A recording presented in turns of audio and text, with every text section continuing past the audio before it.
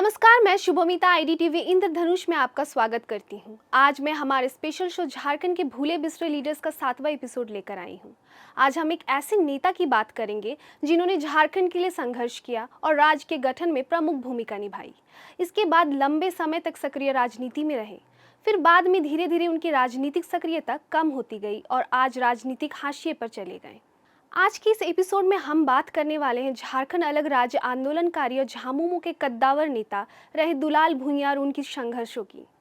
झारखंड अलग राज्य आंदोलन में जहां एक और संथाल में शिबू सोरेन सक्रिय थे, तो वहीं दूसरी ओर कोल्हान के जंगलों में दुलाल भुइयां और उनके साथी सक्रिय थे। दुलाल भुइयां जुगसलाई से 3 बार विधायक रहे और 2 बार झारखंड सरकार में मंत्री रहे। दुलाल भुइयां झारखंड अलग राज्य आंदोलन में प्रमुख रूप से सक्रिय रहे थे। दुलाल भुइयां का चुनावी सफर 1995 में शुरू होता है, जब झामुमो ने जुगसलाई के मौजूदा विधायक मंगल राम कालिंदी का टिकट काटकर दुलाल भुइयां को चुनावी सफर में उतारा था। चुनावी नतीजा दुलाल भुइयां के पक्ष में आया। चुनाव में उन्हें 38,816 वोट मिले, जो कुल वोट का 30% था। दुलाल भुइयां विधायक बनकर पहली बार विधानसभा पहुंचे। इसके बाद साल 2000 फिर 2005 में लगातार 3 बार वो विधायक चुने गए। फिर झारखंड में वो मंत्री भी बने, पर आज वो सक्रिय राजनीति में नहीं दिखते। यही नहीं, झारखंड मुक्ति मोर्चा ने भी उन्हें उपेक्षित ही छोड़ दिया है। आखिर ये स्थिति क्यों आई, उसे समझने के लिए हमें और पीछे जाना होगा। कभी झारखंड मुक्ति मोर्चा के कद्दावर नेता रहे झारखंड सरकार के पूर्व भू राज्य मंत्री दुलाल भुइयां धीरे धीरे पार्टी से किनारे होते चले गए।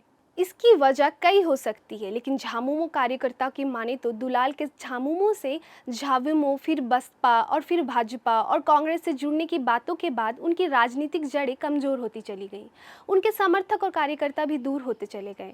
वह दूरी अभी तक कायम है। वरना क्या वजह हो सकती है कि राज्य में झामुमो की सरकार रहते हुए उनकी उपेक्षा हो। पिछले विधानसभा चुनाव में दुलाल भुइयां ने अपने बेटे बिप्लब भुइयां के लिए जुगसलाई विधानसभा से झामुमो का टिकट मांगा था, लेकिन झामुमो ने नहीं दिया।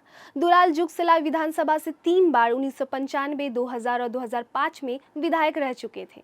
2005 से 2009 तक झारखंड सरकार में भू राजस्व मंत्री भी रहे, लेकिन इसी अवधि में इन पर आय से अधिक संपत्ति मामलों में सीबीआई ने कार्रवाई भी की थी।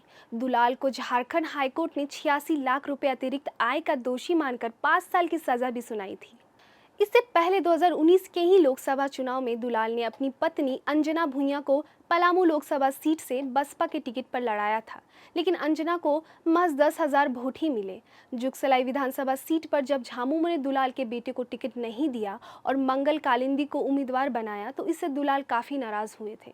उसी वक्त दुलाल ने कहा था कि मेरे बेटे को टिकट नहीं देने के बारे में कार्यकारी अध्यक्ष हेमंत सोरेन को जवाब देना होगा। उसी समय से झामुमो ने दुलाल को उपेक्षित छोड़ दिया। दर्शकों, कैसी लगी हमारी ये पेशकश? अभी के लिए बस इतना ही। और भी ऐसे भूले बिसरे नेता के बारे में जानने के लिए बने रहे आईडीटीवी इंद्रधनुष के साथ।